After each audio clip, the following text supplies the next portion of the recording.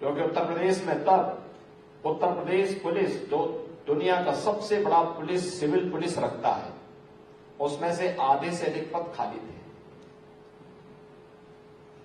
Police की भर्ती की प्रक्रिया को पारदर्शी तरीके से संपन्न भी करना है। कैसे होगा? और फिर जब सरकार ने कार्य करना प्रारंभ कर दिया, और हम लोग हमेशा इस बात को मानते हैं कि जहां चाहा वहां राह, अपने आप रास्ता बनता गया।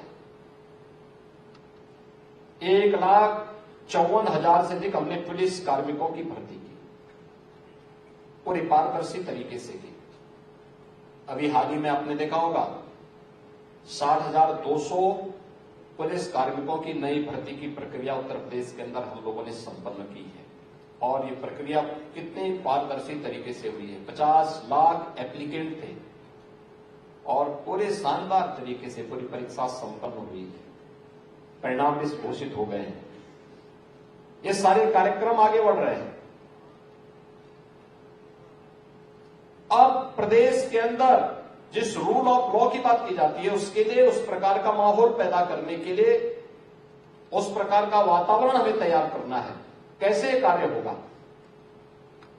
तब हम लोगों को लगा कि नहीं, हमें प्रदेश के अनुरूप अब पुराने ढर्रे से हट करके, लीक से हट करके कुछ कार्य करने होंगे। उत्तर प्रदेश के अंदर तब फॉरेंसिक जो लैब्स थी हमारे पास मात्र 4 स्थानों पर थी। हम उसको बढ़ा करके आज हर जोन स्तर पर हमारे पास एक अच्छी लैब्स बन करके तैयार हो चुकी है। हम उसको रेंज स्तर पर भी लेके जा रहे हैं, यानी 18 रेंज है, वहां तक हम पहुंचा रहे हैं। साइबर थानों की स्थापना उत्तर प्रदेश के अंदर केवल 2 थी, एक गौतम बुद्ध नगर जनपद में, एक लखनऊ में। हमने पहले चरण में कहा कि भाई इसको कम से कम 18 रेंज में लेके तो जाओ। 18 रेंज में ले गए, फिर 75 जनपदों में ले गए, और अब प्रदेश के अंदर सभी जो हमारे 1775 थाने हैं, उन सब तक हम लोगों ने आज के दिन पर एक साइबर हेल्पलाइन भी वहां पर स्थापित कर दी है, जहां पर हम लोगों ने Uttar Pradesh state institute of forensic sciences की स्थापना की है। ये लैंड कभी उत्तर प्रदेश पुलिस की ही थी,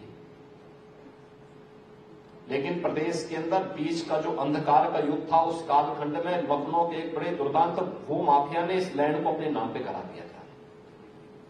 और कितने लाचार भी थी कि मेरे पास उत्तर प्रदेश के तत्कालीन पुलिस महानिदेशक एक फाइल लेकर के एक दिन आए। उन्होंने कहा, साहब उत्तर प्रदेश पुलिस की एक लैंड है और उस पर एक भू माफिया प्लॉटिंग कर चुका है।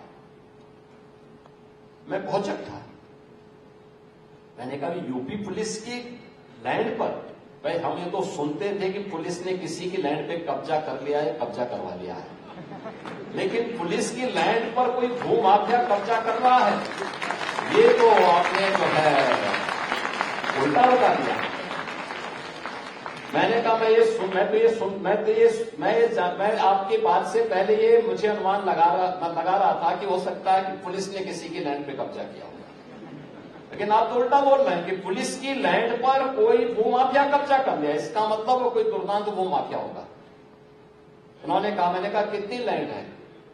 पहले मैं भी सोचता था 2, 4, 5 एकड़। उन्होंने कहा 120 एकड़। मैंने कहा 120 एकड़ पर? कहा, हाँ, उसने लैंड रिकॉर्ड में सब अपना नाम दर्ज करवा लिया और सब इलीगल है। मैंने कहा इसकी पूरी फाइल तैयार करो। और मैंने कहा फाइल तैयार करते समय याद रखना, किसी को पता नहीं होना चाहिए, कानों कान पता नहीं होना चाहिए, केवल आप और मेरे बीच में बात होनी चाहिए। जब फाइल तैयार होगी तो आप मुझे केवल देंगे, और बाकी लैंड कैसे खाली होनी है वो मैं तय करूंगा। आश्चर्य करेंगे, इसी दौरान हमारे पुलिस महानिदेशक खाली तो रिटायर हो गए, लेकिन उन्होंने अपने वायदे से मुकरे नहीं। रिटायरमेंट के 3 महीने के बाद एक दिन वो फाइल लेकर के मेरे पास पहुंचे। उन्होंने कहा, ये है आपकी फाइल जिसके लिए आप कह रहे थे। फिर हमने रेवेन्यू बोर्ड से इस कार्रवाई को आगे बढ़ाया। जिन अधिकारियों ने रेवेन्यू रिकॉर्ड में गलत तरीके से कार्रवाई को अंजाम दिया था उनके खिलाफ कार्रवाई की और इस पूरी लैंड को यूपी पुलिस के नाम पे फिर से करने में सफलता प्राप्त की और माफिया के खिलाफ एफआईआर दर्ज हुई। जैसे एफआईआर दर्ज हुई वो माफिया सरेंडर कर गया। उसने कहा साहब मुझे लैंड नहीं चाहिए, आप यह लैंड ले लीजिए लेकिन मेरे खिलाफ कार्रवाई न हो। और उसके बाद तो हम लोगों ने तय किया था कि यहां पे हम लोग एक फॉरेंसिक यूनिवर्सिटी का निर्माण करेंगे। उसकी शुरुआत हुई, राज्य की तरफ से उसका एक्ट बनने में थोड़ा लेट हुआ। गृह विभाग को मैं कई बार से कह रहा था कि भाई एक्ट जल्दी बनाओ, इसी दौरान कोविड-19 के कारण और अन्य परिस्थितियों के कारण इसमें थोड़ा लेट हो गया। राज्य के अंदर कोरोना जैसी महामारी के प्रबंधन में पूरी टीम लग गई और फिर जब हम लोगों ने इसके एक्ट को बना करके तैयार किया, विधानसभा से एक्ट भी बन करके तैयार हो गया, फिर भारत सरकार से ये हुआ कि देश के अंदर एक सेंट्रल यूनिवर्सिटी रहेगी और उससे एफिलिएटेड इंस्टीट्यूट होंगे। हमने कहा नहीं, हम इंस्टीट्यूट बनाएंगे, एफिलिएटेड हम सेंट्रल यूनिवर्सिटी से ही करेंगे, लेकिन हम लैंड इतना रखेंगे कि फ्यूचर में अगर कभी यूनिवर्सिटी बनाने की नौबत आएगी तो फिर इसको हम एक यूनिवर्सिटी के रूप में भी आगे बढ़ाने का काम करेंगे। और मैं धन्यवाद दूंगा गृह विभाग में भी और इंस्टीट्यूट के पहले डायरेक्टर के रूप में डॉक्टर जी.के. गोस्वामी जी ने भी पूरी मेहनत किया। यहाँ पे डिप्लोमा, डिग्री और पीजी के अनेक पाठ्यक्रमों को ला करके उसको आगे बढ़ाने का कार्य किया। याद रखना, हम लोग अगर समय से 10 कदम आगे नहीं चल पाएंगे तो हम पिछड़ जाएंगे। विकास की दौड़ में हमारे लिए कोई स्पेस नहीं होगा। हम आज की दुनिया को हमें समझना पड़ेगा, उसके अनुरूप चलना पड़ेगा। हम विज्ञान से और प्रौद्योगिकी से कभी पीछे नहीं हट सकते। और यह भी मान के चलना चाहिए कि हर नए कार्य का शुरुआती विरोध हुआ है, हमेशा हुआ है। मुझे याद है 1990 के दशक के प्रारंभ में देश के अंदर बैंकों का कंप्यूटरीकरण की कार्रवाई प्रारंभ हुई थी और पूरे देश के अंदर लोगों ने इसके विरोध में आंदोलन शुरू कर दिया कि साहब अब बेरोजगार लोग हो जाएंगे, फलाना हो जाएगा। कोई बेरोजगार कहां हुआ? कंप्यूटर ने तो नए जॉब क्रिएट किए, कार्य को आसान किया, लोगों के लिए सुगम सेवाएं प्रदान करनी प्रारंभ कर दी। आसानी से आप अपनी सारी एक्टिविटीज को वहां पर देख सकते हैं, एक एक कार्य को देख सकते हैं। लेकिन शुरुआती विरोध हुआ था।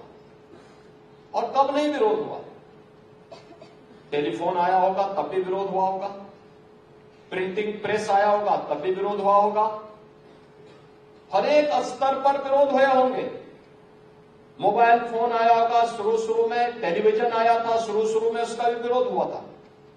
लेकिन आज टेक्नोलॉजी के साथ जब समाज आगे बढ़ता है तो उसकी प्रगति भी होती है, उसके जीवन में नए नए जॉब क्रिएट होने की संभावना भी आगे बढ़ती है और जीवन को उतना ही आसान बनाने में मदद भी मिलती है।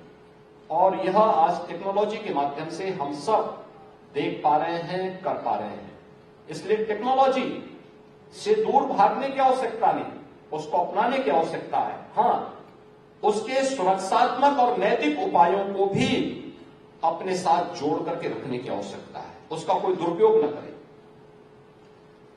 लोक कल्याण के लिए एक सामान्य नागरिक और अंतिम पायदान पर बैठे हुए व्यक्ति को हम न्याय प्रदान कर सकें, राहत दे सकें, टेक्नोलॉजी का उपयोग इस दृष्टि से आवश्यक है।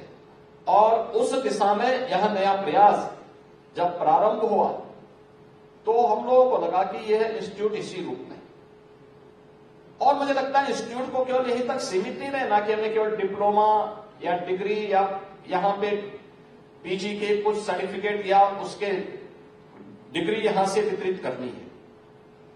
अवेयरनेस के विराट कार्यक्रम का हिस्सा बनना पड़ेगा। देखिए, आप लगातार देख रहे होंगे समाचार पत्रों में, टेलीविजन में न्यूज तो आते हैं, लेकिन उससे बचाव के लिए हम लोगों ने साइबर सिक्योरिटी और साइबर फ्रॉड्स को रोकने के लिए या डिजिटल अरेस्ट को रोकने के लिए हमारे स्तर पर या उन स्तरों पर क्या कार्रवाई हो रही है। हर दिन हो रहा है, हर दिन ये मामले आ रहे हैं।